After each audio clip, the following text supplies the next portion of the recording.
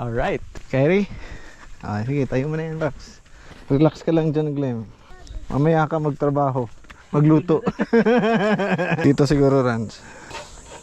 Oh, diba? Ang sinasabi. So, dito yung kitchen. Oh, soft drinks muna, bro. Bad influence ako eh, soft drinks ako. Ito sa pang-tarp. Sipit mo. Natin dito. Huwag mo sirain, nak. Dito lang, nak. Oh, dito lang. Okay na ba tayo dyan? Aha. Lex, may nalo kayo sa ano baon? Ayun oh! The legendary! Sabit natin to, syempre.